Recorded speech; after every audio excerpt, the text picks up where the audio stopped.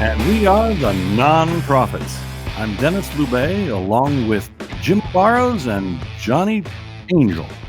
And we're social distancing our way to you on the 3rd of May, 2020 from Austin, Texas, and servers scattered around the world. This show is sponsored by the Atheist Community of Austin, a masked non-profit organization for the promotion of positive atheism and the separation of church and state. If you want to learn more about the ACA, you can wash your hands for at least 20 seconds with soap and water and call their voicemail at 512-220-6561 or visit their website at www.atheist-community.org. The Non-Prophets broadcasts into their elbow every first and third Sunday of each month from 3 to 4:30 Central Time. You can join the Non-Prophets chat room by following the directions at www.nonprofitsradio.com. So sit back, don't touch your face, and enjoy the show. How you doing, guys? How's it been? Doing all right. Bad. How's your pandemic going? Dennis? Well, how is your pandemic going? Got to reset that 2-week timer every time you do something. Yeah. Been seeing some really interesting attempts at face masks. Oh, yeah. I saw a lady with like a satin scarf, you know, the kind that your grandma might have worn Yeah. to go see Benny Goodman. Just a nice silk satin scarf around her face. I stayed 20 feet away from her. Right. Yeah. I don't know. I did see something in the news about reuse of face masks. I don't want to spread bad news. I encourage people who are watching to look this up for yourselves. What I read was there's ways to reuse masks. If you got any of those N95s, you can bake them. I know you can leave them out in the sun for a while. I leave mine in the car and just let it kind of sit in the car, and I only go out to get groceries. And so it's at least 4 days in between each use. So I think it's pretty good. Yeah. And I've been doubling up as well. So I've been using the N95, and then I've got a bandana that I wear over my face like I'm about to go protest something. Right. And between the two, I feel like I'm okay. How about you, Jim? I'm actually have gone to the store more than I'm used to, because I usually just, order through Instacart or something and have my groceries delivered. But I mean, you can't get groceries delivered inside of 2 weeks right now. So I usually end up going to the store a lot more, which I think is kind of weird.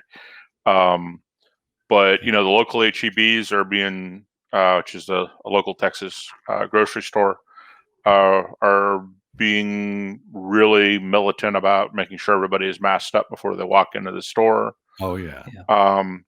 The first day it happened here in Austin, they were giving out some sort of thing to put a bandana type thing. But they stopped doing that after the first or second day. I guess everybody got masks and stuff. So, okay. But yeah, I mean, yeah, HEB was notably prepared for this. Yeah. Well, those of us who work from home, and you're very fortunate that you can work from home. A lot of people can't. My heart goes out to them. Yeah. Yeah. I'm able to do it to an extent, but of course, there's the chain of work and the work I can do, but there's a lot of work that has to come into my business. So that's a little bit more difficult. For my grocery store experience, there's several of them that I go to for different things. Mm-hmm. For the junk food, I go to the convenience store. I've been trying to not go there very much. Right. For the weekly essentials, I go to Trader Joe's here in Berkeley, and some secular saint, I'm going to assume they're secular saint, has put up a video camera at the 10-minute mark. So you can see how long the line is. And it's on Twitch. So what I do is I go to Twitch, check out the Trader Joe's in Berkeley. Okay, looks like there's no one there. And then this person will comment, looks like the line's only about 5 minutes long. Head on down there. And then for my big groceries, I go to a place called Berkeley Bowl, big old hippie place. It has all the good stuff. And that I waited an hour 15 minutes last time I went. Yikes. Wow. Wrapped around the block. Yeah. But Yeah, that's just the way. Yeah. And then while you're there, you're all hyper aware of where your hands have been. Yeah. And I've become almost an engineer level expert in how far 6 feet is. Right. That's right. Yeah. Start carrying 2 yardsticks taped together and just Maybe hoop skirt dirty. make a comeback. Yeah. Yeah, hoop skirt. You see the guy with the fanoodle on his head. Uh-huh. He had 6 feet in all directions with a fanoodle. So That's great. Good for him. Good for him. Well, guys, we got a few articles we're going to look at. Just the viewers at home will know we're going to be talking about a few different topics. Just here's a real quick summary. We're going to be talking about whether the church shutdowns are legal or are they, in fact, infringements on religious freedom. Mm-hmm. Then we're going to be talking about anti-vaxxers, how it's anticipated they're going to be fighting the coronavirus vaccine. But here are some tactics we can use to bring them into the fold so that they get on board too with the coronavirus vaccine whenever it is released. After that, we've got sort of an article about from flat Earth to climate change denial. We know that the kids are getting a lot of fake science, partially because of YouTube, partially because of the internet and other things like that. Well, now some teachers are fighting back, and we're going to find out a little bit more about that. We've got part 1 of 3, and I would encourage the viewers at home, if you enjoy this particular feature, please write in, email us, comment. Please be kind. It's part 1 of 3 of a woman's experience writing about her getting into, living in, and escaping a cult. So we're going to talk about part 1, which is how she got in and how it started getting weird. Mm-hmm. And we're going to take some emails, but the feature that's going to be different about today is that we're going to actually be doing an Atheist Vanguard video in the middle of the show.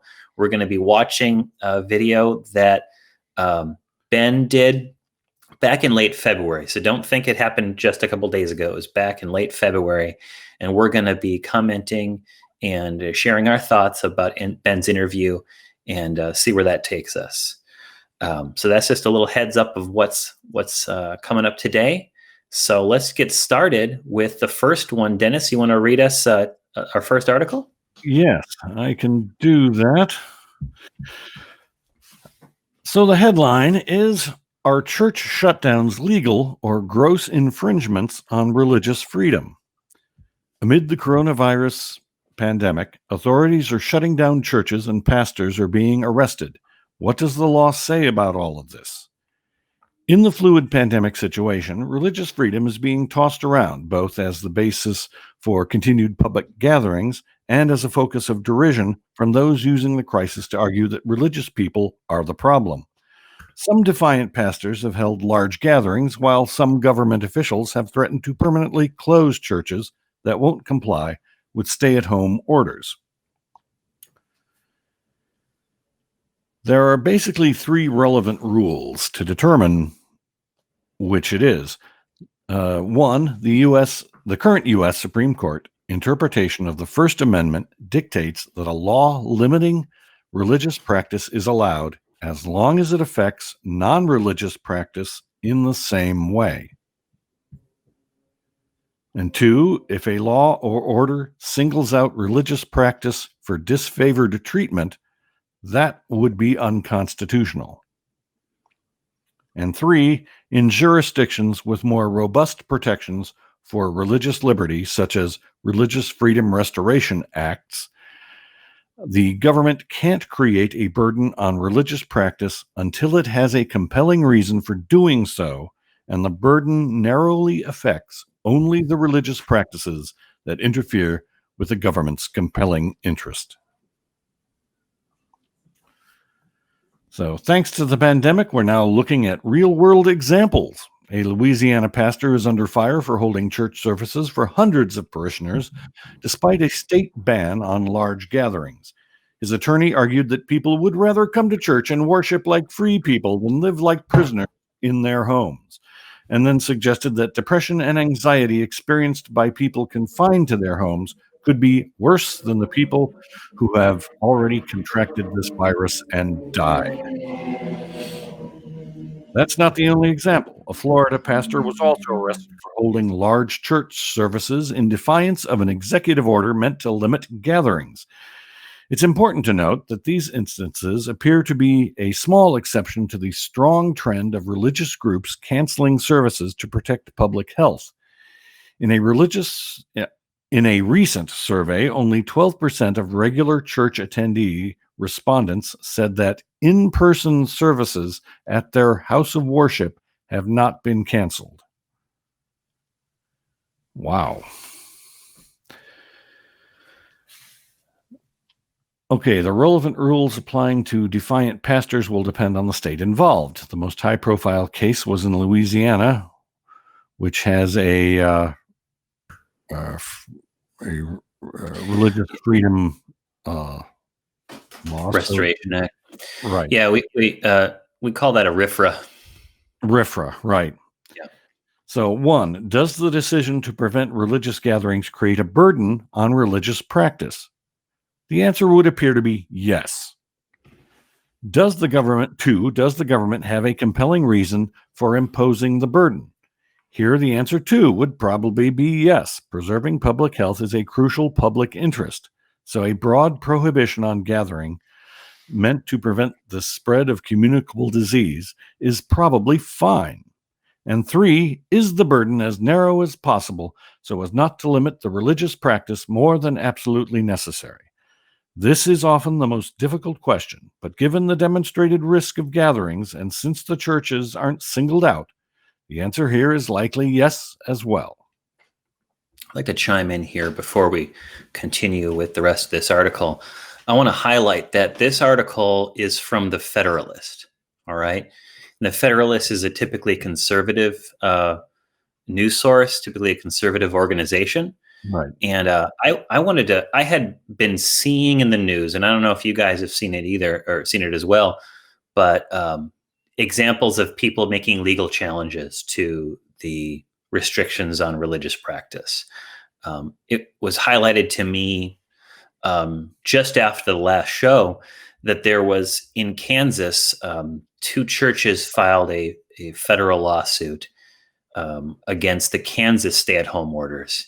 And the federal judge in Kansas had actually ruled that it was an unconstitutional restriction of their rights. And I was going to dig into that more, but this article came up this week, and I thought it was an interesting examination of it, sort of ready-made for us to look at.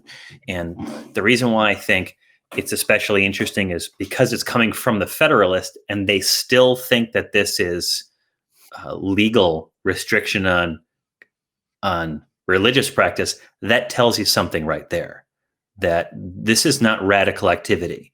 If conservatives think it's okay, then yeah. Do you guys have any thoughts on that? Well, the angle this story was taking is, really middle of the line here. It's stating the facts, which is interesting. And the cases in South Korea, I think some high percentage, and I want to say 80%, but don't quote me. It might have been 60% or something, but a very high percentage of the cases in South Korea were ultimately traced back to one church service. And we're seeing that again, where you get these surges in coronavirus infections, and you trace it back, and it's because a bunch of people gathered to go to church. Right. So clearly, going to church is not protecting you from it. And then to say that depression is worse than death. Yeah. Death is as bad as it gets. as long as you're on this side of the dirt, you're okay. I mean, everything you probably can get better. Yeah. But Depression is likely temporary.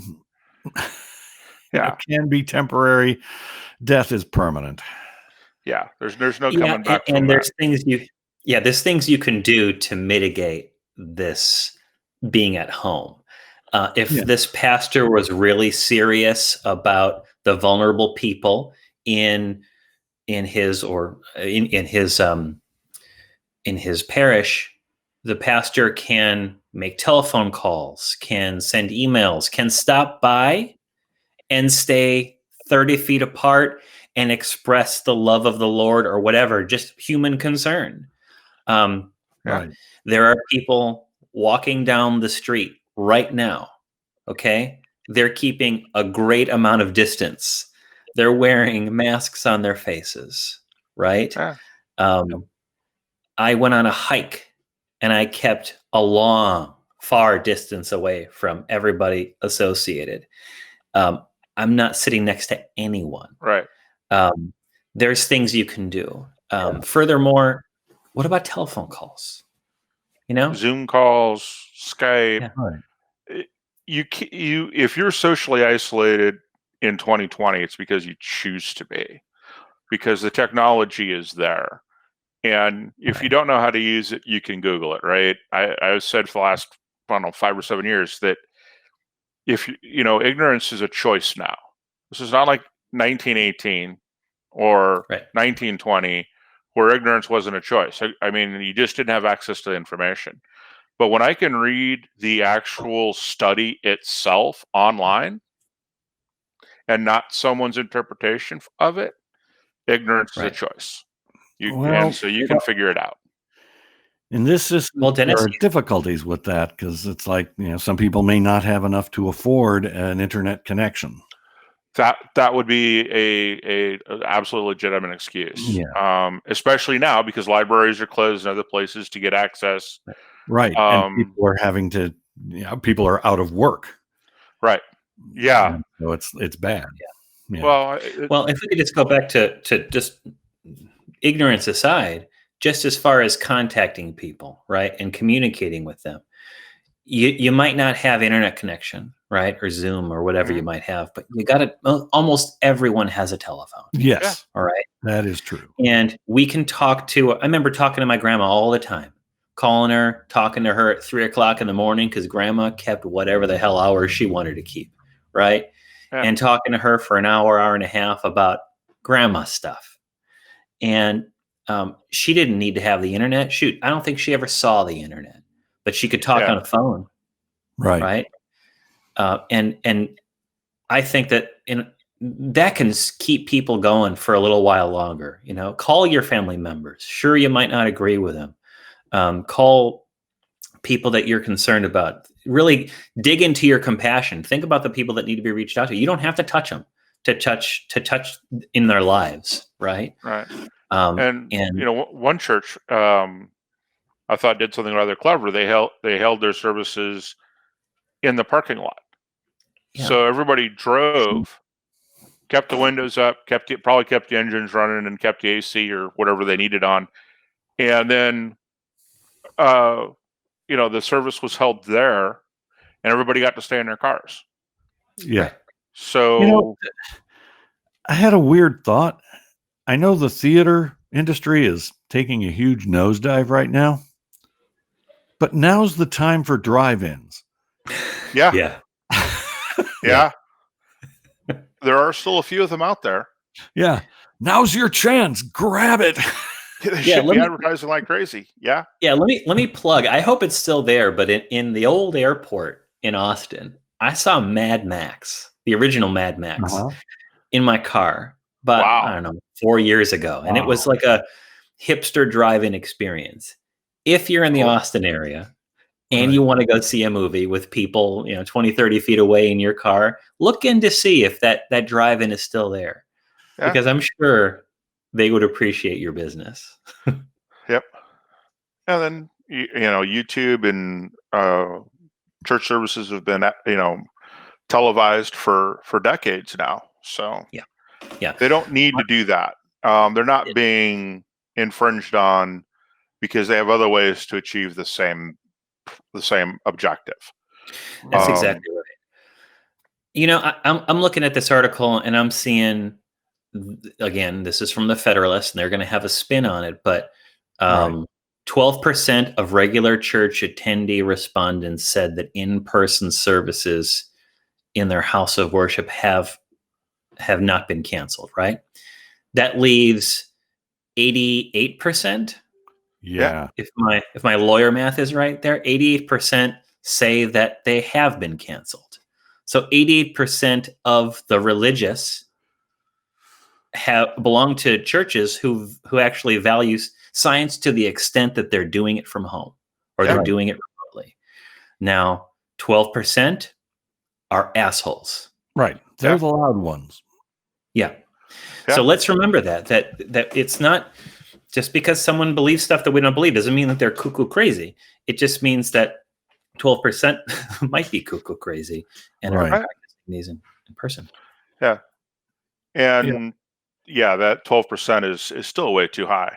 And there have been some very negative consequences to that. I mean, that we have seen multiple of those high profile churches that still had services become epicenters for the COVID virus and have had their members pass on. And that's, an unfortunate side effect of not paying attention to the scientists and the epidemiologists and, and an unfortunate side effect of believing something without sufficient evidence. So, right. So I think it's pretty clear, and this article even recognizes that I've heard this. I've been hearing people talk about it. People in my life who are a little bit more religious, that it's a real conundrum. Is this a restriction on religious freedom? My understanding of anytime you're going to restrict a constitutional right, you're going to have to apply different levels of scrutiny to it, right? And the First Amendment is the level of scrutiny is strict scrutiny, and we may have talked about this on the show in the past. And I think that's what they're recognizing here. Is the government, limited the exercise of a civil right? Is it narrowly tailored to substantially advance a compelling governmental interest? Narrowly tailored, substantially advance, compelling governmentalist. Well, interest.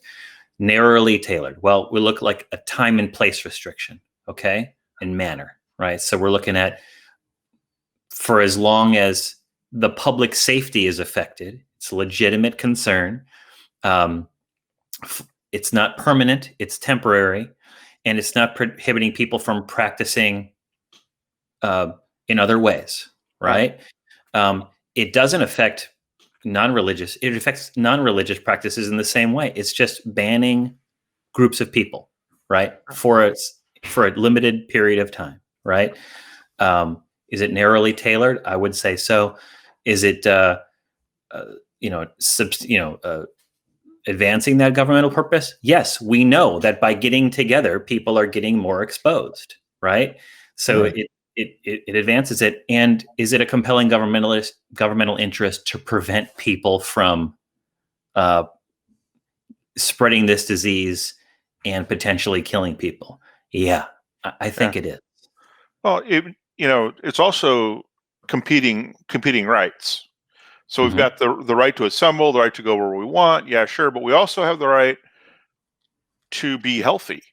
I mean, if we assume that the Constitution is supposed to ensure life, liberty, and the pursuit of happiness, health isn't on there in the Constitution specifically, but you can't do those three things without health. So your right to swing your arms, your right to go wherever you want and do whatever you want stops when it affects my right to be healthy. Right. And which of those is the most important? Well, one's temporary, or we can come to a new normal. But for right now, life, liberty, pursuit of happiness, can't have any of those without your health. And it's really hard to have those when loved ones and people you care about die. It's just, it's competing. Which one are you going to pick? I'm going to pick health every time, physical and mental. But Well, I'm not a lawyer, so. Yeah. Well, we're seeing here examples. This is, like I said, a temporary restriction. It's not permanent. Yeah.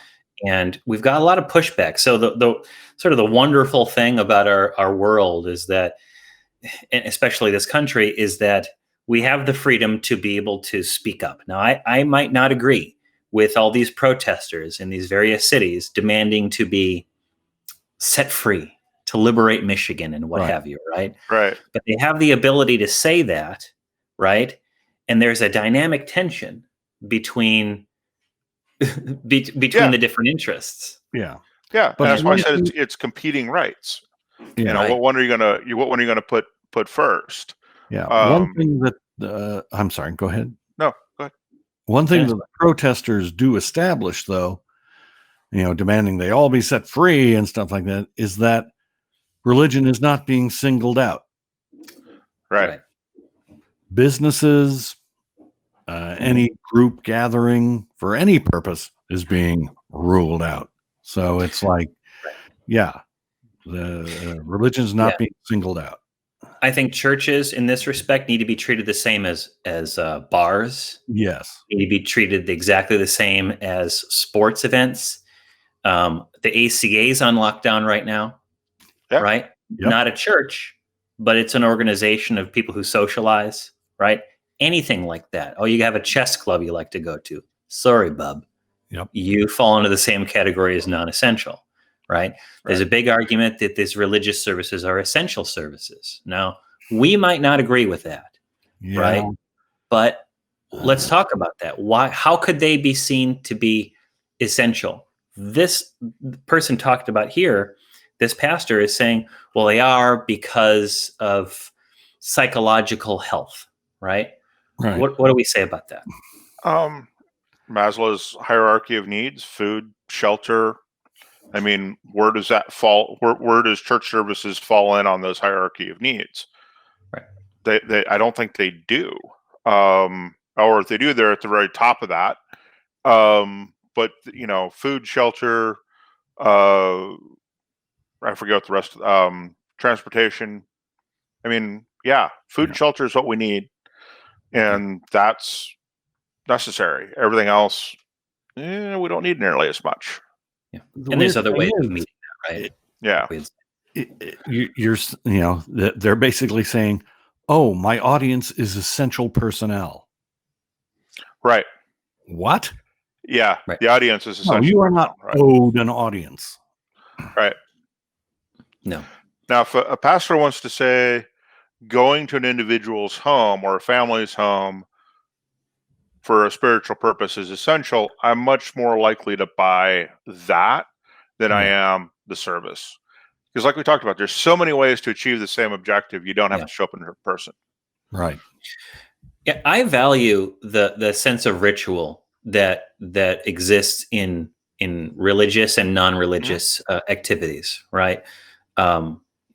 Birthdays, weddings, funerals. Something that we're seeing in the news a lot is what's happening to funerals, the mourning, that process of letting go of someone that you love. Maybe even baptisms or coming to age kind of ceremonies, right? There's a value there, right? Not even a religious one. It's a social one. It's a psychological one. But again, we can find other ways of doing it. And, maybe your bar mitzvah or bat mitzvah is really weird because you don't get a chance to have it with all your friends. But shoot, maybe you have a Zoom bar mitzvah, bat mitzvah, and then in a couple months you have another one, right? You get to have two. Well, high school students are going to the same thing with graduation ceremonies. College students are going to the same thing with their stuff. Why should we single out religious services when other ceremonies that are important to people's lives are being put on hold? People are putting on hold marriages, or they're getting married via Zoom, and then they may have another marriage later on down the road. There's just so many other things that could fit in that same category, and people aren't complaining about those. Sure. And yet, we have the religious folks complaining about being persecuted.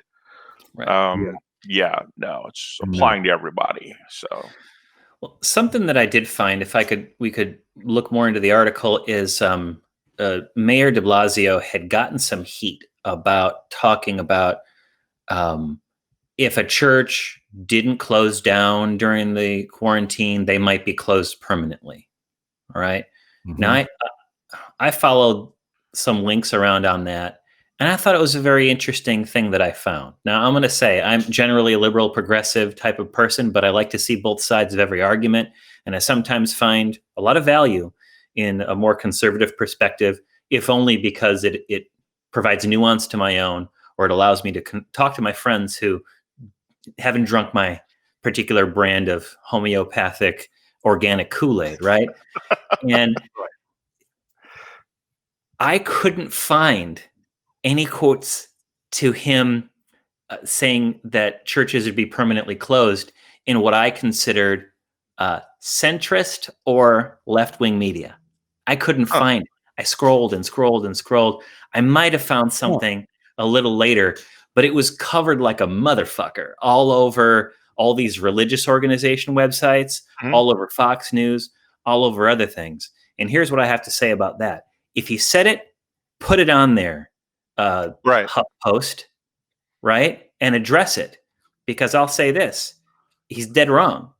Yeah. Right? You can't do that. That's wrong. We do not tolerate these kind of threats. On what grounds could you permanently close a church that doesn't do that? Now, fine the hell out of them, right? Jail the people that are responsible for violating the quarantine. And maybe potentially there could be lawsuits for negligence, gross negligence, something for the pastors that are telling their parishioners, oh, you have to show up or you're going to go to heck, right? Yeah. Forever and ever and ever. But we can't close the churches down. No, definitely can't. I'd be completely against that myself. I mean, I don't agree with anything they believe in, and but they don't, jail the pastors. There might be some, like you said, gross negligence, reckless endangerment, something along those lines. Some sort of consequence.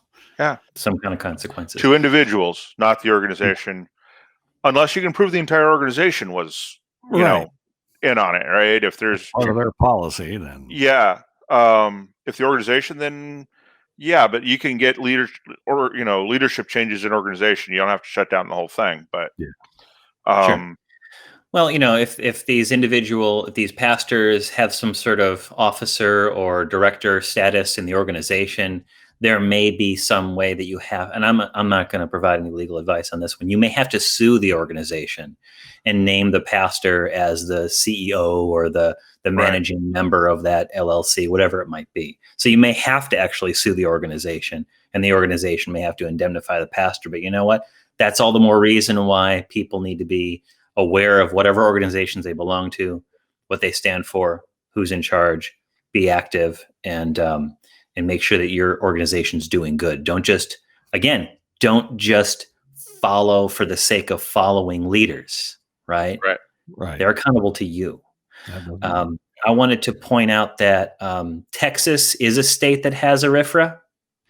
I've had colleagues that have practiced extensively in First Amendment law, and having to go through the Texas Religious Freedom Restoration Act. So I'm going to provide a site right now if you want to look into it for yourself. It's CPRC, that's the Texas Civil Practice and Remedies Code, Title 5, Chapter 110. And that's where you're going to find the Texas RFRA. So it's available online. Shouldn't be hard to find. Just to say it again, CPRC, Title 5, Chapter 110. And take a look at it for yourself and see if you think if that's overbroad, if that is going to create problems. I know that my friends that practiced that law extensively, there were all kinds of problems because people were forming bizarro religions, vampire religions, Viking religions that they made up their own tenets. A lot of times this was in the prison system, and you could play dominoes using rune stones, and you couldn't take away their rune stones because it was their religious practice. So Nice. Any other thoughts about this first article, fellas? No. I'm done. All right. Yeah. Let's move on to number 2. Dennis, what do we Yeah. got? Anti-vaxxers will fight the eventual coronavirus vaccine. Here's how to stop them. Right then, my blood pressure starts to go up. So it would be reckless to simply dismiss the concerns of frightened parents. Central to our hope of returning to life as normal is the possibility of a vaccine against the SARS-CoV-2 and the coronavirus that is causing COVID-19. Dozens of companies have announced innovative development plans, and the White House has called for relaxed regulations that would expedite testing and approval. It seems as if everyone would be on board. Yet, the race for a vaccine and the techniques being used to manufacture it are bound to activate some familiar fears. In particular, those who worry about unnatural medical interventions may fear the vaccine more than the pandemic it's designed to stop. If we don't learn from past mistakes and funnel resources into education and outreach, the process could backfire, magnifying distrust of vaccines and making widespread immunity harder to achieve. And this is why we can't have nice things. The trouble, at least where public perception is concerned, may begin with the vexing term synthetic and modified. Consumers draw strong distinctions between natural and artificial. This is the most obvious in the food industry, where non-GMO and natural branding command outsized influence. Overcoming the stigma of artificial or synthetic is also proving to be a problem for so-called cultured meat. Yet rejection of high-tech foods is a symptom of a broader preference for the natural and fear of the unnatural, which is featured in historical objections to everything from in vitro fertilization to cloning animals. Troublingly, the natural-unnatural binary is a powerful paradigm for parents who reject some or all vaccines. Such parents tend to emphasize the natural living and see man-made inventions as intrinsically inferior and potentially dangerous. The movement, led by actress Jenny McCarthy to green the vaccine, focuses specifically on the ingredients in vaccines. McCarthy's is a position that allows one to be theoretically open to vaccines while opposing the unnatural chemicals that are inevitably in them, as in this characteristic tweet. The reason why I'm most likely against a vaccine is because beside the pathogen, there are 100 or more chemicals and preservatives which outcome the advantages of vaccines. Almost anything unnatural to your body is bad. Okay. If I could pop in here for a second, Dennis. So this article came from the Washington Post. Yes. All right. And it's pretty darn new. This frustrates me, but it gives me a little bit of hope. Maybe. Okay. How? Okay. So a little bit further down in the article, there is some discussion about, I believe, the polio vaccine. Is that right? Or am I hallucinating? Yeah. Okay. May I read that paragraph? Yeah, let's go to that paragraph. Fortunately, there are established ways to mitigate that risk. Social distancing for polio in years past resembles our response to COVID-19. Uncertainty and fear were equally common, and there was also a race for a vaccine. Yet, as groups like the National Foundation for Infantile Paralysis, later the March of Dimes, and an early example of crowdsourced science, raised funds for a vaccine, they communicated clearly and effectively to the public. So clearly and effectively, in fact, that a 1954 Gallup poll shows that more people knew about the polio vaccine field trials than knew the name of the president. Okay. And then the next paragraph too, please. Today, trust in the medical establishment is notably lower than it was decades ago. Public perception of pharmaceutical companies has been clouded, understandably, by exposés of widespread corruption, profiteering, and manipulation of the kind that led to the opioid crisis. That makes it imperative for SARS-CoV-2 vaccine researchers in the United States and abroad, as well as government agencies and healthcare providers, to emphasize transparency, clarity, and reassurance about vaccine science, including the way vaccines work in the body and what steps were abbreviated in what will surely be an expedited review process. Long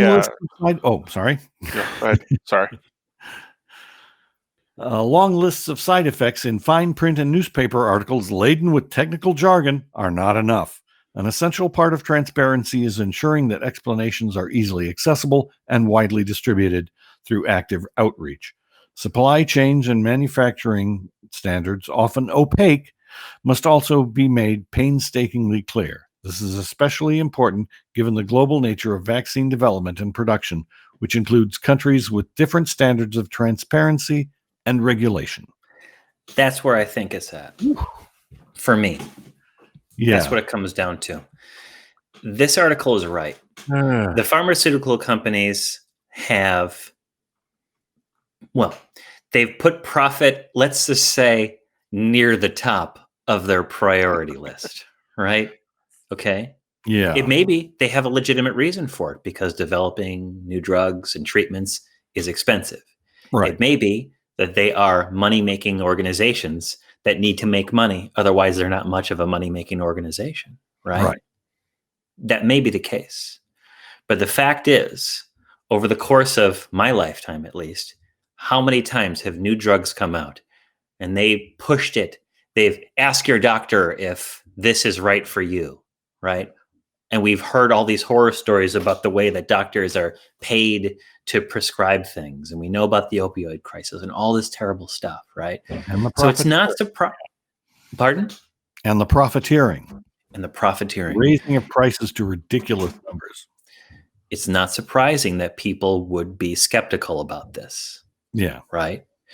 And to just blindly accept that a new vaccine is going to be good. I think Jenny McCarthy is probably dangerous.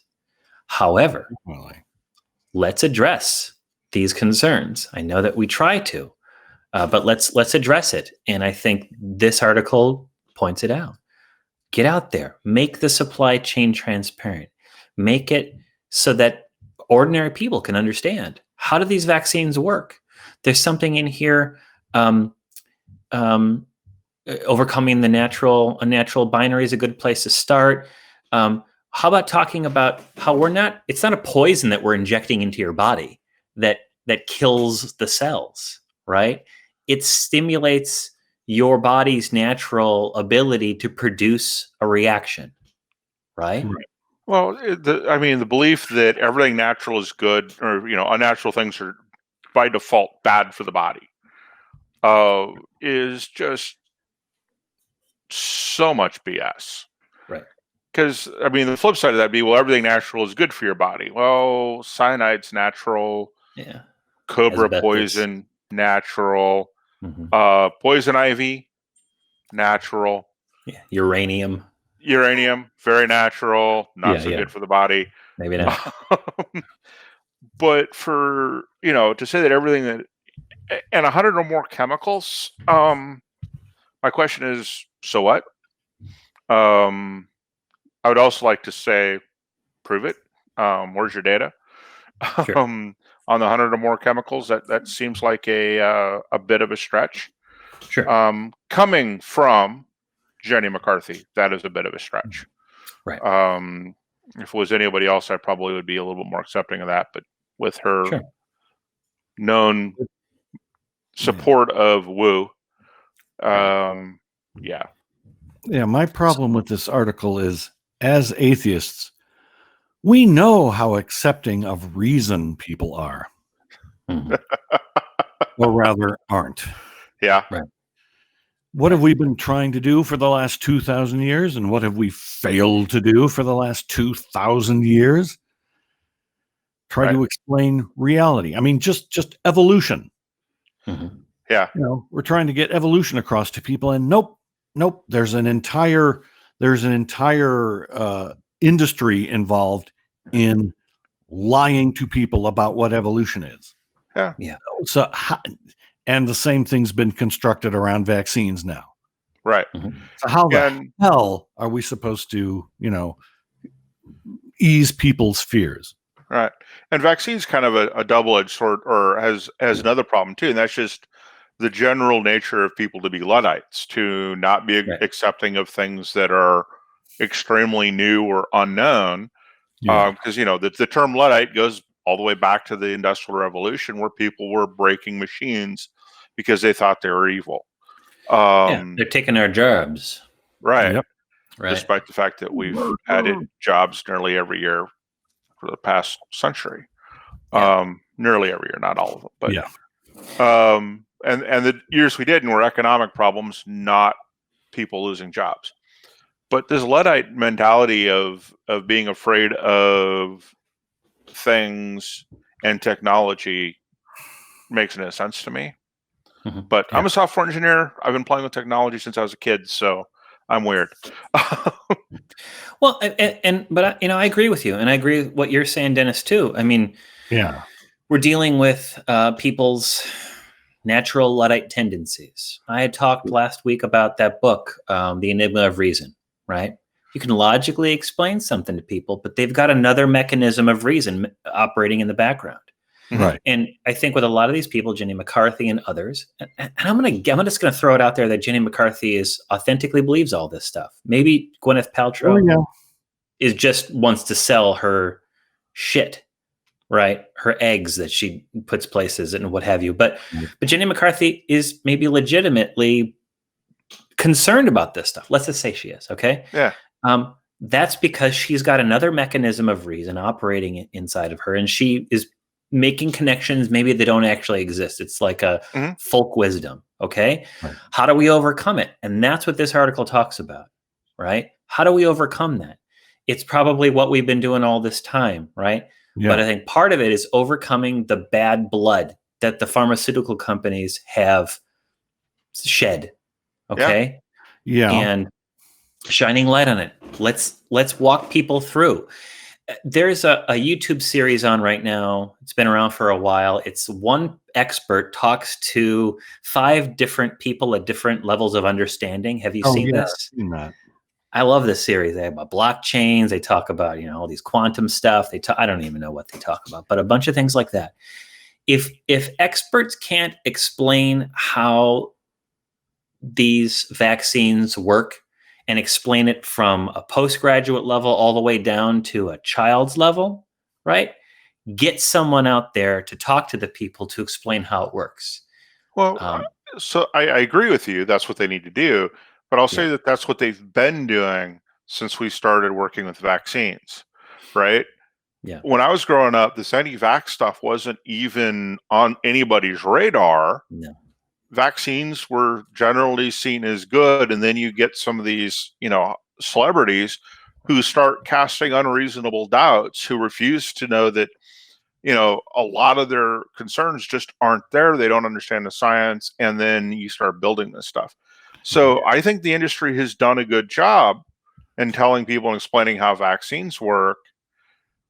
There's always going to be some that you miss, but I don't know that more transparency is actually going to work with some of these conspiracy theory nuts, because they're always going to assume, well, they're just doing that because they don't want us to know the real thing, right? There's always going to be those folks, and that's what these vaccine people seem to me is. They're not telling us the real thing. I know the real thing, because it's not about the science. It's about being in an in group and knowing stuff other people don't know, right? Yeah, and they have something that, like, the flat Earth nonsense doesn't have. They have the fear on their side, right?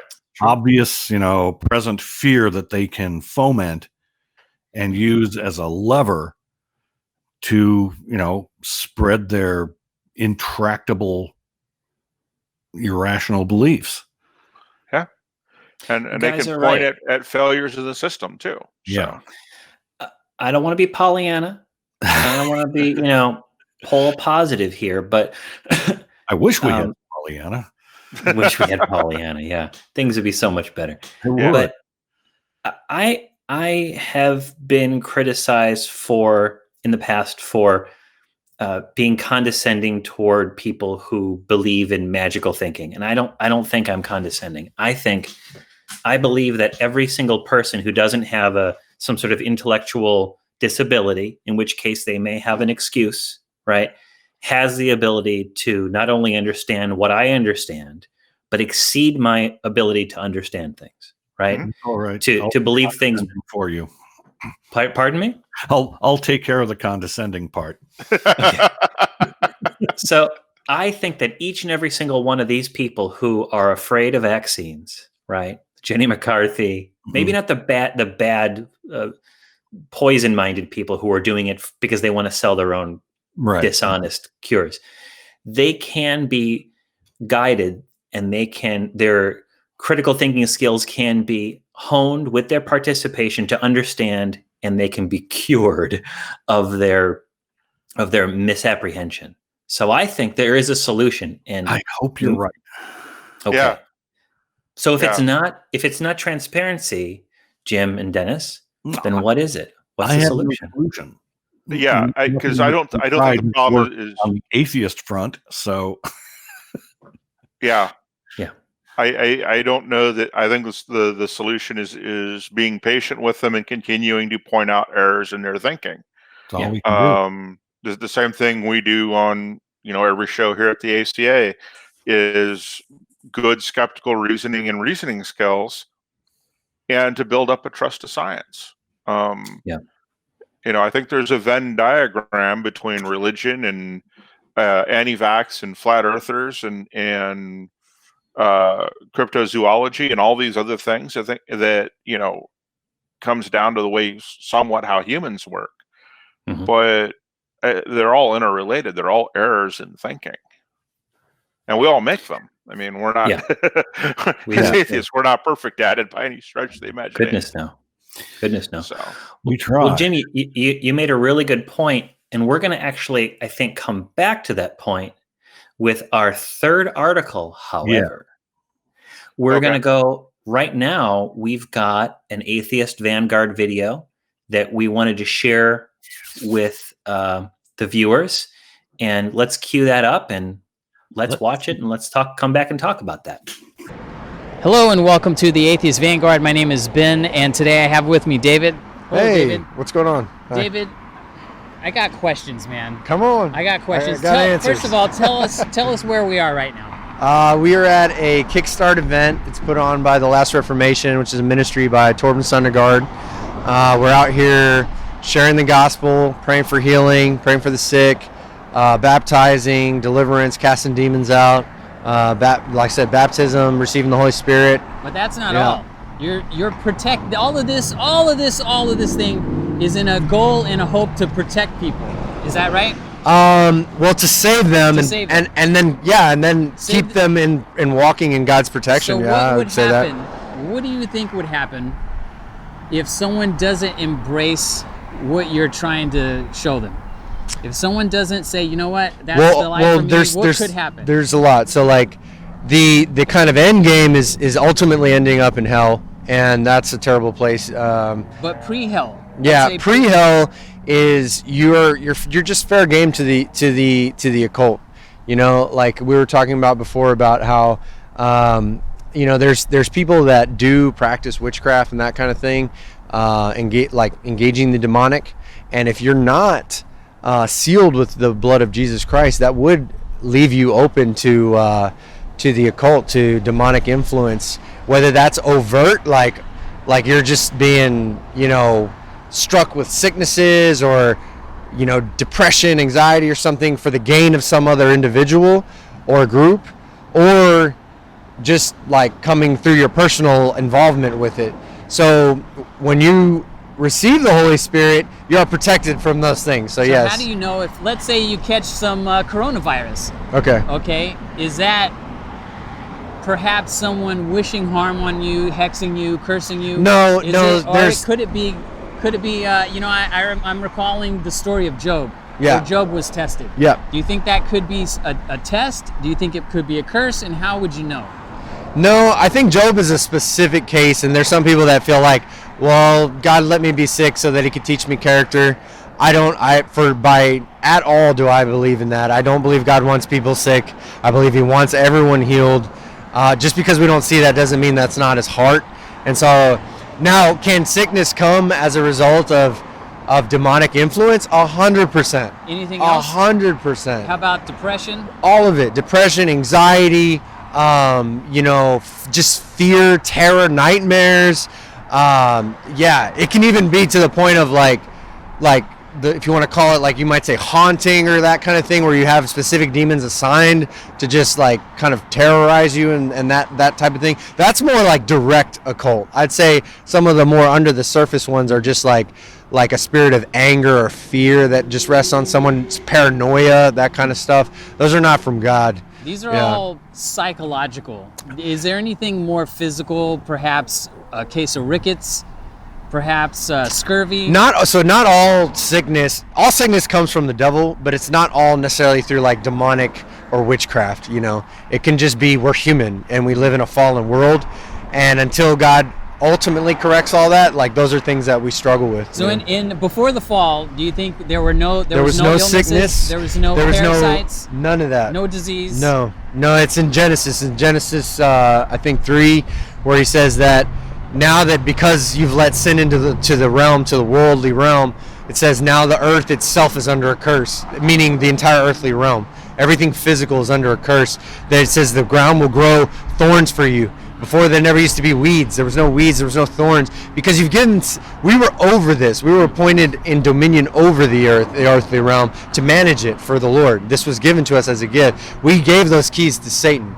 And so at that point, Satan's evil spirit could come through it says in Job, what you mentioned, he uses weather even. He's sending tornadoes, he's sending physical diseases, he's sending, like, if you've ever seen a virus under a microscope, dude, that's a machine. It's a well-designed machine, but God didn't design it. So Satan has some influence over the natural elements. Are you saying Satan has his hand in some crabgrass and coronavirus? Yeah. That's pretty hardcore, man. Yeah, personally, I mean, this is just me talking. I feel coronavirus was engineered by the government.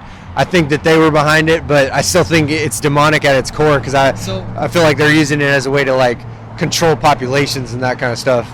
Yeah. Very interesting. Well, China does have a large population. I think it was an engineered virus, and they're testing it on the population. That's my personal opinion. I don't feel like that's prophetic in any way, but I think that that's the future of warfare, is engineered specifically to your specific genome. Now, do you think if you had the faith, if you were washed in the blood, if you went in the waters, you came out risen in the spirit, and you were born anew, do you think that would be a protection from anything like the coronavirus? Do you think that affords you? I do. I think that there's nothing that God can't heal. The only thing that God can't do is make you do something. He cannot violate your will. Yeah. Do you believe Adam and Eve had the free will? 100%. And do you believe they fully understood? They didn't fully understand it, no. And that's the point, because you're never going to fully understand. It's faith. I mean, did they understand what would happen if they ate from They just had to trust God. God said, you'll die. They didn't even know what that meant, but they knew it was not good. And, they listened to another voice, a lie. All right, I'm going to give you the last word in this interview. Is there anything you'd like to leave us with? Just repent, receive Jesus, be filled with the Spirit, and live the life that God made you to live. He loves you. Thank you, David. In Jesus' name. Hey, thanks, man. And we're back. Oh. Wow. So, I mean... Excuse me while I collect my gorge. It's up on the ceiling. Yeah. So first of all, he's wrong about Genesis. The devil didn't Adam and Eve didn't allow evil into the world. Well, first of all, a snake is a snake. You got to read into it to say it's Satan. But God cursed the ground. God produced thorns and thistles for you. He's the one who laid the curse on mankind in Genesis. And I can read chapter and verse because I brought it up because I was curious to see how far off he was. But it's just like God created evil. He admits that. You know, God can kill off the entire world with a flood, but he can't kill Satan. No, I can't do that. Wow. How does he know any of that? He doesn't. That's the thing. It's like he's got all these beliefs that he doesn't check to see if they're true. So he doesn't really care if they're true. He's just irresponsible. It feels good to believe certain things, right? I guess. Yeah, I think it is kind of nice to have the belief that someone is actually looking out for you. Yeah. But that also is dangerous, right? It's that whole Jesus take the wheel thing. Don't say that while you're in a car. Yeah. Consequences. Yeah. Pardon? Jesus is my car insurance. Yeah. Yeah. I had so many thoughts when I saw this. I want to talk about one thing. This is sort of like something he threw out there, but before I forget about it, because it's a little off, he personally believes that the virus is engineered. All right. Great. However, there's been investigation into it by credible scientific organizations and people who want to know if it was in fact engineered.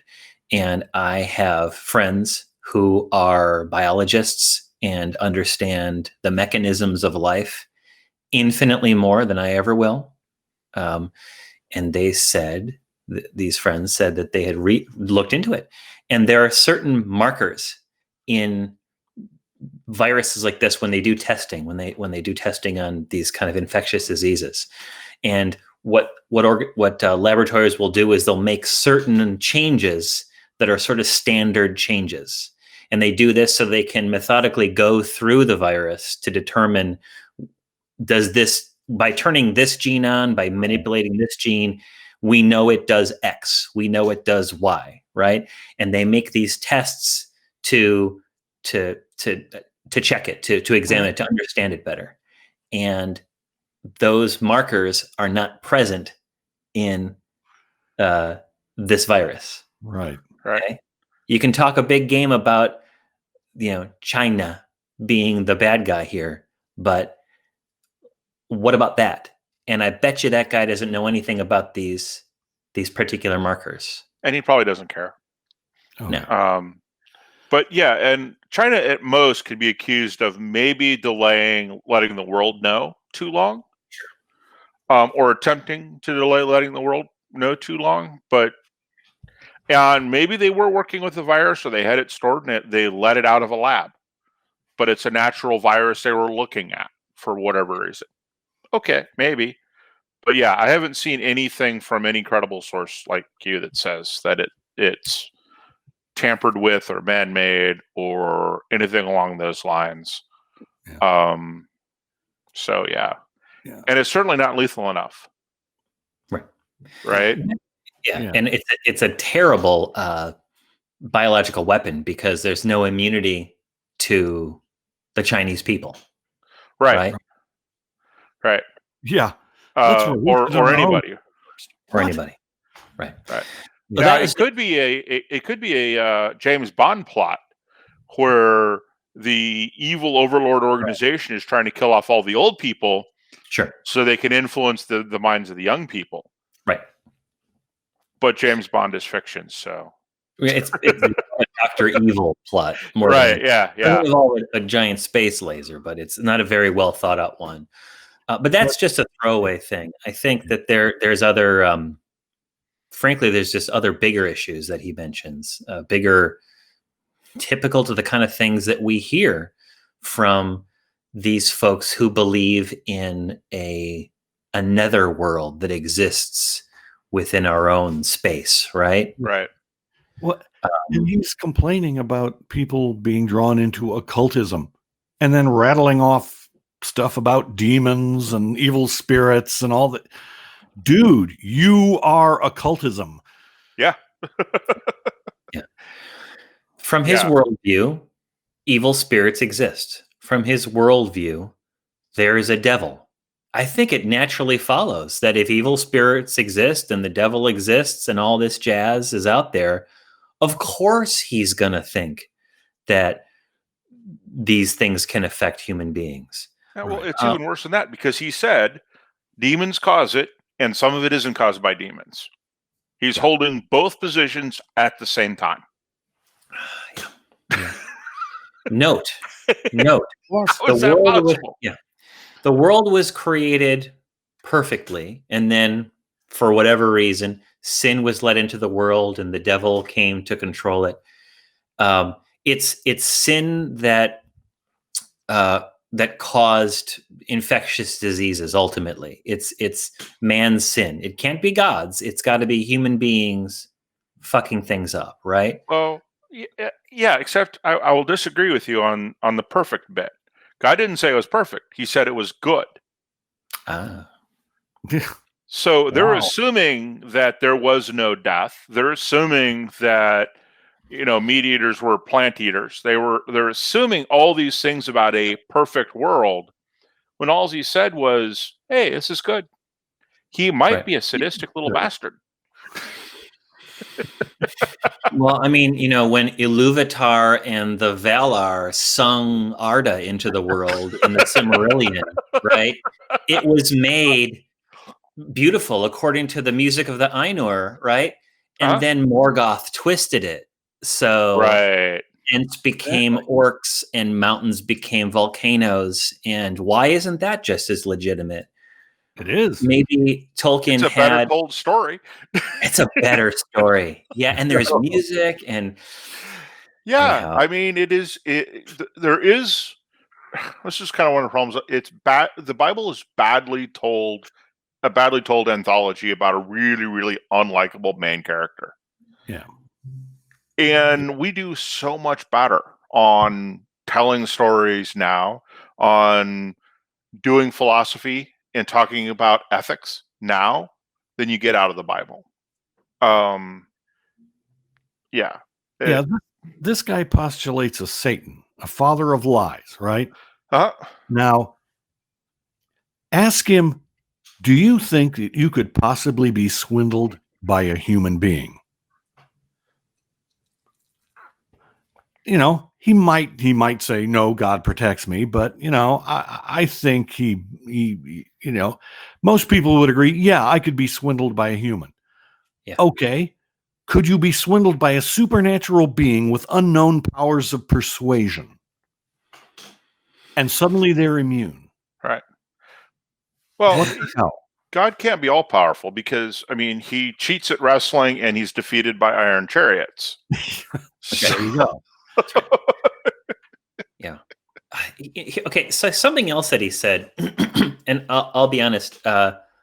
I've mentioned several friends of mine who are religious, who I respect their mind and their moral, upstanding character, and they're funny as hell. And we don't believe anything that's the same, and yet we kind of believe in everything that's the same. It's just not that stuff, right? Right. And as I was doing research, I talked with one of my buddies, and I said, "Hey, as a person who believes in God and Jesus and all that stuff, what's your view of the typical? I'm washed in the blood of the Lamb. I'm immune to the coronavirus. Devils and demons create all this stuff, and that's where it's coming from." And a lot of what he said is a lot of what this guy said, that Adam and Eve sinned in the garden, and that because they sinned, they opened the world up to hell and damnation, right? And what I didn't ask him, and I've had sort of danced around this topic because I like having friends, and I don't want to, push too hard, but he can handle it. He's an attorney. They both, actually, two of the friends that I have these conversations with, we love to debate this kind of crap, right? Right. Is okay. You're back there. You're in the garden. You don't know good or evil. right? Right. You are innocent. Exactly. And then God shows up and says, you can eat of any of these here trees, but you can't eat from this one. Because if you do, you shall surely die, right? Okay. They don't know what good and evil is. Therefore, they don't know what's good for them. They don't know what's bad for them, right? They don't know that disobedience is bad. They don't know that overreaching is bad. They don't know jack squat. They don't even know what death is. They don't know what death is. They've never experienced it. And so they predictably go over there. Yeah. Right. And they go take a chomp out of that fruit or whatever the hell. And then now they are punished and we're punished for all time. Right. Why we didn't do anything and yet we're still punished. Right. But this is just one instance in a long line of God not understanding human beings. Mm-hmm. Oh boy. If your kid's writing on the wall, is the best time to correct his behavior immediately after writing on the wall, 10 years down the road, or after he's dead? Oh yeah, immediately after writing on the wall, right? Yeah. Uh-huh. And does does punishment that outweighs the crime work? Well, Johnny, you may be familiar with the bloody code period of English law. But I believe it was 1600s or 1700s, where basically every crime you could commit was punishable by hanging. Okay. So this backfired on every level you could imagine. After the Glorious Revolution? Was this? This would be England, so I don't know about the Glorious Revolution. Oliver Cromwell kind of stuff, or what? I think this was probably, maybe during or after his time. But first of all, it didn't deter crime, right? And the time, and almost everybody, even if unless you're really, really high up lord, you weren't getting out of this. Yeah. Punishment was pretty swift, and it was, of course, final. You're not coming back from being hung by the neck until dead. And it was done publicly to scare the public. Well, that failed.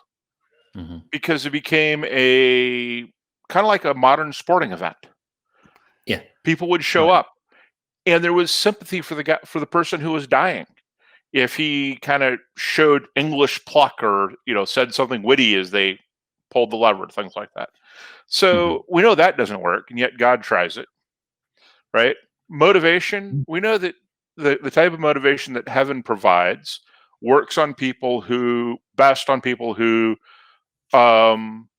do, farmers and factory workers and people who do piecework or hourly work, that type of thing. For knowledge workers, like software engineers, lawyers, doctors, that type of reward doesn't work. So we've got yet another failure. Over and over and over again, we see God failing to understand his creation. Yeah. At best. Yeah. It's just amazing. Yeah, and also where is the justice too? If God is perfectly just, right? I have a little bit of an obsession with justice. People who know me well. Really? As a lawyer, you have an obsession with justice. It was a long time before I went to law school that I became obsessed with justice. But yeah, the idea that I'm a law and order kind of a guy, not like certain politicians say they're a law and order kind of guy, not like the Nazis were, if they followed all the Nazi rules, and you violated a Nazi rule, that you're somehow, the difference between law and justice is different. However,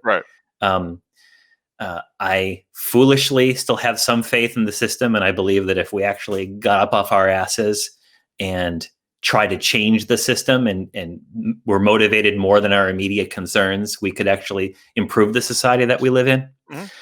With limitations, of course, because it's always people trying to disenfranchise. But I believe that it's so unfair. It's so unjust to punish people who don't know any better, to punish their children.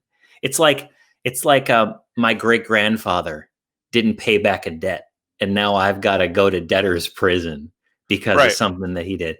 And then not just debtor's prison, like, oh, that sucks. I got to make license plates or whatever debtor's prison folks made. Right. But ultimately, unless I believe something that is poorly conveyed, I would argue poorly conveyed, when perfect God knows the perfect thing to put into my imperfect mind to believe, that I will either be annihilated or I will be punished for eternity. Right. Right. How is that fair? What finite crime can justify infinite punishment?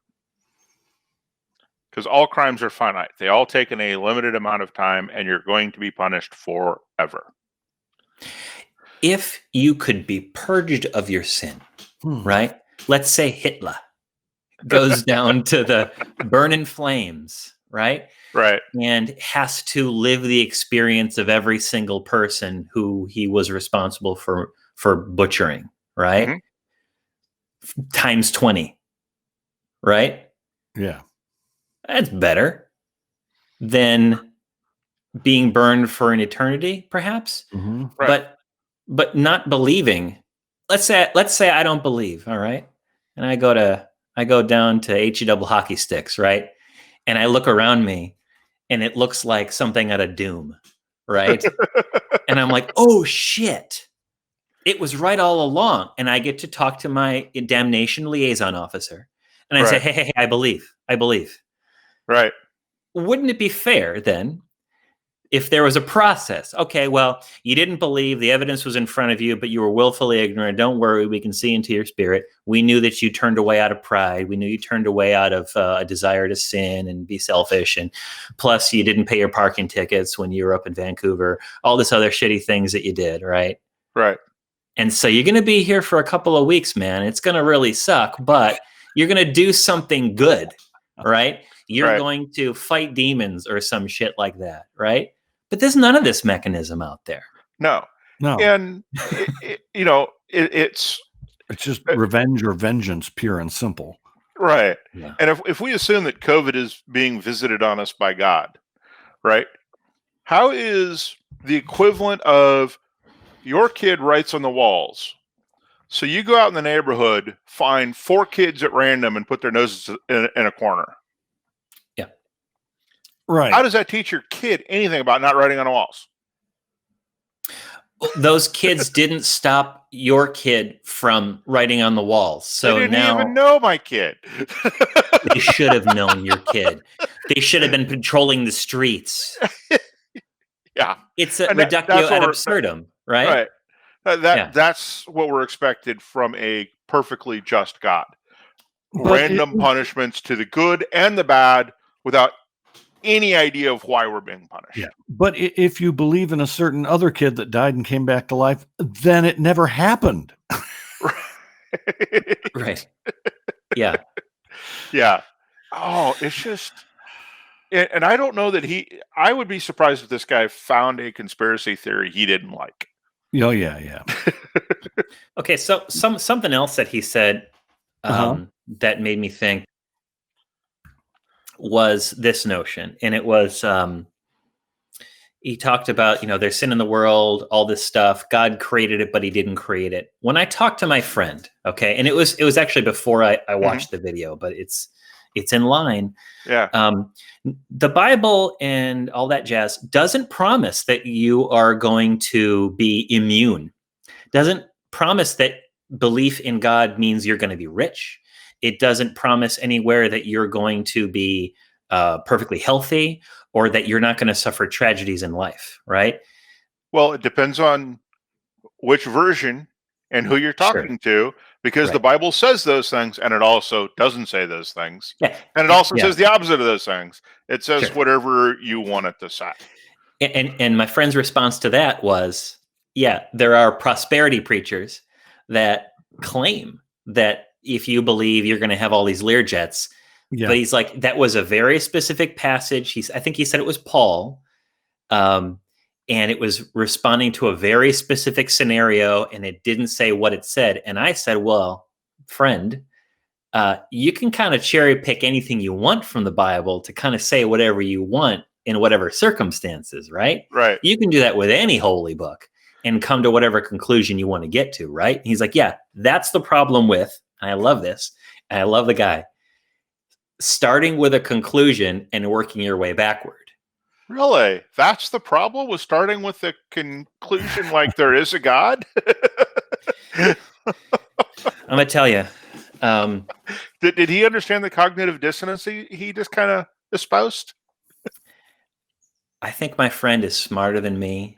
I think that if I had to go up against him in a lawsuit kind of a scenario, in litigation scenario, I'd be afraid. If he happens to tune into this show and he hears me say that, cool. I think he's a brilliant man and a good guy and a fun dad, and his kids are great. But and as far as cutting through the bullshit of every other kind of reasoning, right? He's got something. Some politician says something. Friends got a way to get to the heart of it and be like, bullshit, bullshit, bullshit. Maybe not this bullshit. Let's explore more. Right. But when it comes to this one thing, he does. He's got a blind spot on. Yeah.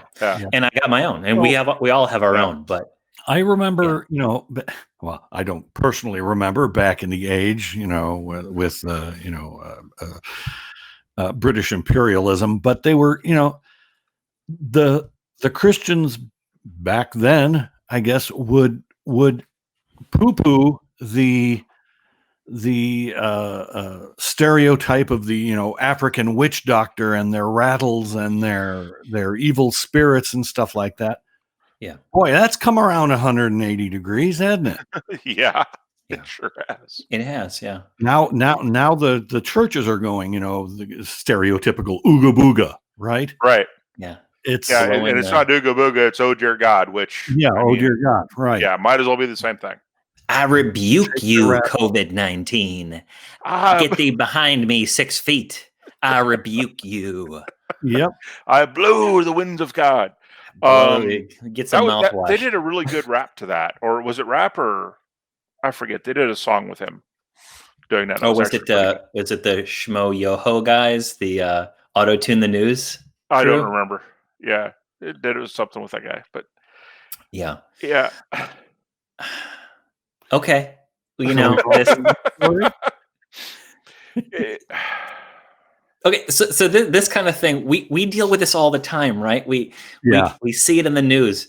We've covered on the nonprofits a bunch of times where we had a video a couple weeks ago. I'm covered in the blood of Christ, or the blood of the Lamb. I'm washed clean, my sins. Okay, maybe your sins, sis, but maybe not COVID-19. Okay. And the fact that I bet you've gone to a doctor to set a broken bone, or went to the dentist, or maybe not. You're right, maybe not. I don't know. Yeah. It's cognitive dissonance. COVID-19 isn't listening. Yeah. Yeah, you can bullshit your way out of a lot of stuff, but COVID-19 ain't listening, right? Right. And if God's punishing us, maybe he's punishing us for electing a womanizing, misogynistic, racist, homophobic president. Yeah, I like that. Yeah, maybe. Maybe God's punishing us for not being more skeptical. Maybe God's punishing us for COVID-19 got started right after the impeachment attempt failed. Ooh. God was going, I'll give you one chance. Yeah, I'll give you a chance to fix it. Put all this evidence, and you guys wouldn't do it. So here you go. That's enough for me. I believe that now. Yeah. And then he hardened the Republicans' hearts. Oh, shoot. I mean, if he could harden Pharaoh's heart, and let's ignore the injustice of that. Also, what happened to God not wanting to affect people's free will with that one. But if he did it to Pharaoh, he could have done it to the Republicans, which is why and the evangelicals, and that's why we're seeing them wanting to do this, so that he can spread more COVID-19 to them. And the rest of us as well, because apparently God can't snipe. He can only shotgun. Right. Yeah. You can only carpet bomb. Yeah. Yeah, he's just showing Personally, how, instead of just, hardening the heart of one guy, he's hardening, 50 some odd Republicans. I'm wondering if like HEB or Whole Foods or these organizations have tried putting lamb's blood over the doorways. That might be a way to prevent, COVID-19. You want any ideas? I haven't seen it. Pigeon's blood and sheep's blood done in with the right incantations will cure leprosy. Man. And if you're rich, there's one that'll work, and then if you're poor, there's another one that might work. Makes sense. So yeah, sure. Lamb's blood over the door might prevent COVID-19 going, hey, look, I shouldn't kill the kids in here. I'll just keep right on trucking because I don't know everything apparently. I'm going to go ask my biology friends if they've tested. I think we need to try both sides of the issue, right? Yeah. The lamb's blood or the sheep's blood and the non-sheep's blood. Good people on both sides. Teach the controversy. All right, guys, we had a bunch of articles we didn't get to. Let's go ahead really quickly. We got to wrap things up. I want to take some quick emails here.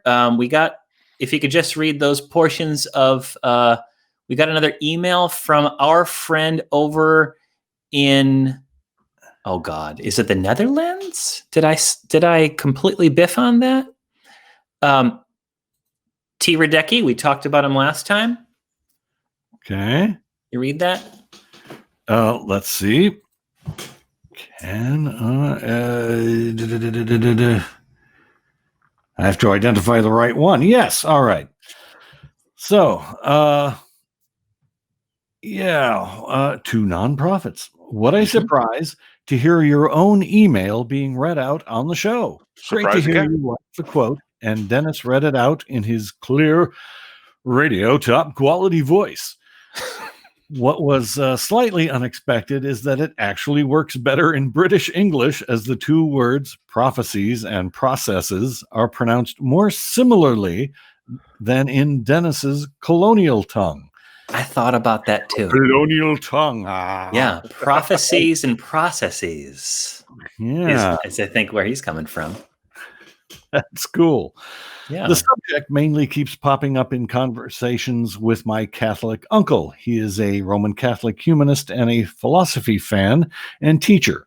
He's talking about metaphysics here, right? Yeah, metaphysics. Yeah. He seems to be using it as a counter to materialism, although I have never said that I limit myself to a purely materialistic worldview. I am, however, a scientist and often point out that there are no good reasons to consider something true if it or its effects cannot be investigated by the scientific method. He seems to, possibly unintentionally, blur the serious side of metaphysics with subjective concepts and immaterial things. Asking him if he considers paranormal or supernatural things as part of metaphysics has not yet led to a satisfactory answer. It looks like he claims victory over materialism because he can point to things like feelings and Platonic concepts and the sorts. Glad to hear Phoenix would like to spend some more time on this subject. My question is there a part of metaphysics which is compatible with a skeptical mindset?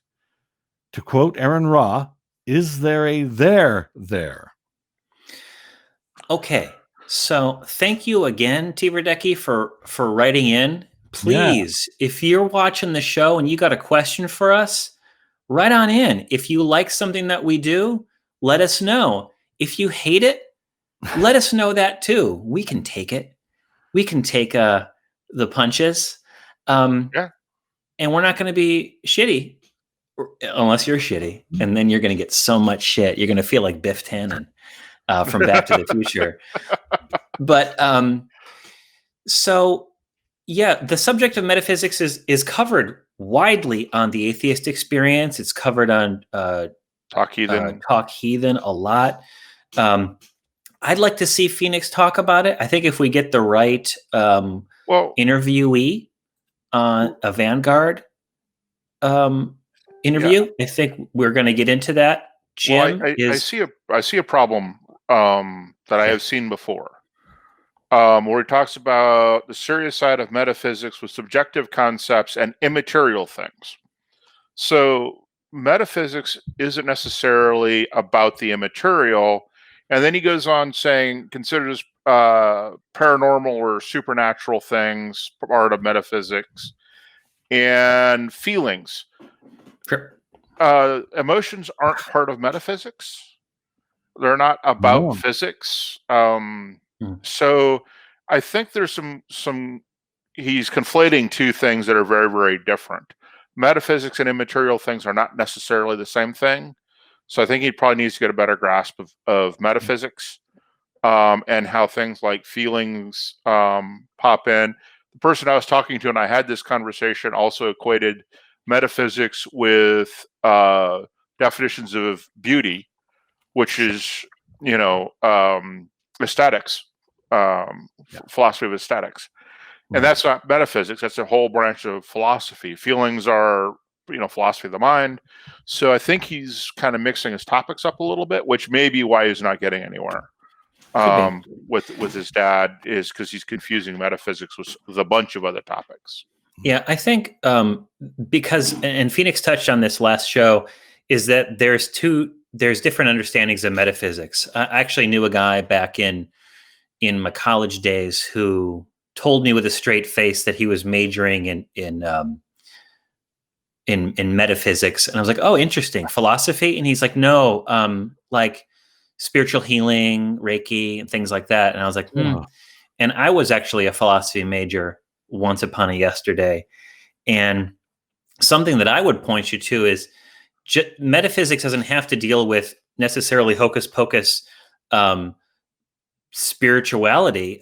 Look at Kant's grounding for the metaphysics of morals. He's looking at it it's almost dealing primarily with epistemology. And if you want to read Kantian metaphysics and that kind of stuff, I would have a recommendation, if you're interested with Kant at least, it's called A Prolegomena to Any Future Metaphysics. It's the Cliff Notes version of A Critique of Pure Reason and the grounding for the metaphysics of morals. And a philosophy professor told me that once upon a time. So a prolegomena for any future metaphysics. And it's pretty well written. Everything else written by Kant, not exactly well written, if you ask me. But check that one out and maybe write back and see if that's something. But I'd love to talk more about this stuff. Yeah. And there's not enough for me to say conclusively that he is in fact mixing this stuff up. It's just I have seen that mix up happen before, and this kind of makes me want to think that maybe he is in fact doing that, and why you're not necessarily. But digging into metaphysics and might be also the way into helping your dad see the light. But good luck. Good luck. Yeah, and really question, why are you doing it? Is it because you enjoy intellectual conversations with your pop? Or is it because you care? Or is it because you're frustrated? Or there might be any number of reasons. You don't have to agree with someone to love them or get along. Right. But maybe it creates a really intellectually stimulating familial environment, in which case, that's cool. Yeah. Hopefully you can do it with love. Let's do the last email, and then we're going to have to get the heck out of here. The last email. This is from our friend Chuck. When theists are asked who made God, an often used response is, God is a necessary being. Why does no one ever ask who designed necessity? If God is the designer of all things, he must have designed the need for himself. This seems like circular reasoning. Or is he just lucky that necessity works as it does? That's a good God, point. Yeah. Well, you know how they say God is love, right? All the time. Yeah, well, God is necessity. Yeah, no, Love is necessary. Yeah. So love Checkmate, love is not jealous, but God's a jealous God. Yes. Love is kind, but God's not kind. Yeah. So all the things that quoted Corinthians says love is, God ain't. And he cheats at wrestling. Yeah, so he's a bad sport. A very bad sport. But yeah, I don't know. I mean, if he says the necessary being, then who created the necessity is the same thing as, well, who created the laws of logic? Same question. And I haven't heard that. I will add that to my repertoire next time I hear it. Are the things? I'm sorry. Are the things a necessary being creates necessary? No, well, not necessarily. Johnny beat me to the punchline. That never happens. You're always quicker with that stuff. Yeah. If he's necessary, who made him necessary? Yeah. Yeah, because that means we're necessary. For what? No explanation. To create God. Well, the humans concept are necessary to create a God. The concept of necessity as distinct from, is it contingent? Is that the contingent versus necessary things, and then who made it necessary? Yeah, we're necessary to feed its narcissism. Yes. To use a Catholic approach, it's part of the mystery. It's part of the grand mystery of God's design. Yeah. Yeah. I got a mystery for you. Yeah, I got a mystery for you. Mystery right here. Jim and Dennis, we're going to wrap this up. So today we didn't get through all of our topics, and you know what? Good, because we had a good conversation. We talked about the shutdowns. Are they legal, or they were infringements on religious freedom? Probably not. And then we talked about anti-vaxxers and the coronavirus. Is there hope? Are they dead in the brain? We had a little bit of a conversation as to whether there's hope there, and I think that was pretty good. I would encourage everyone to look into those articles. The Federalist is the source for the first article on religious freedom, and Washington Post. It was written by Jennifer Reach and Alan Levinovitz from the Washington Post. Check those out. Hope the links will be in the description. I had a good time. It was always good meeting up with you guys. Thanks for being on, Jim. Thank you, guys. Dennis, you want to take us on out? I will take us on out. Well, that was our show, and we hope you enjoyed it. We'll be back in 2 weeks on the 17th of May.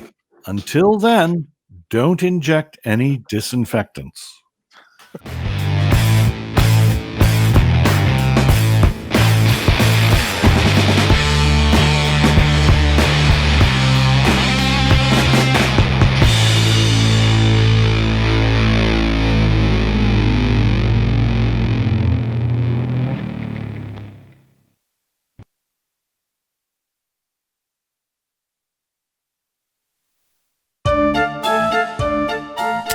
What are we doing, man? What are we doing? No, you're done.